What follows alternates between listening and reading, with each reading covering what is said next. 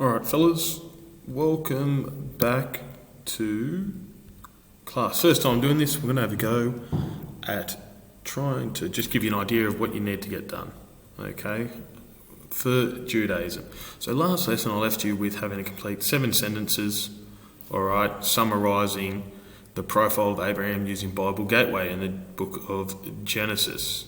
That's what you had to do. Make sure you have got that done if you're away or you haven't done it yet. Trusting you guys in regards to that.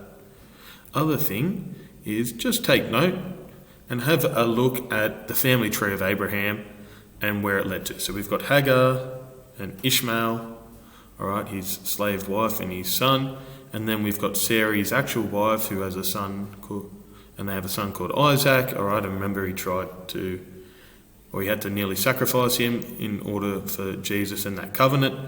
Jacob, he has a son called Jacob, which leads to the 12 tribes of Israel, and David and Jesus Christ. You can see all the links there. We're not too worried about Jesus Christ at the moment though.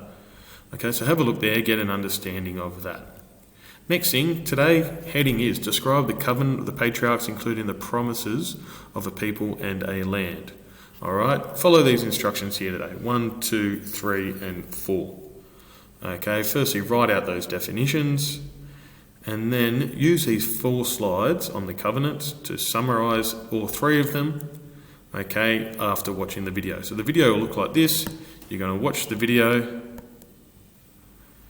You're going to write a few key notes on it, and then you are going to read through here and write 2 to 3 sentences summarising each of these 3 covenants. The first one is Noah's, the second one is Abraham's, and the third one is Moses.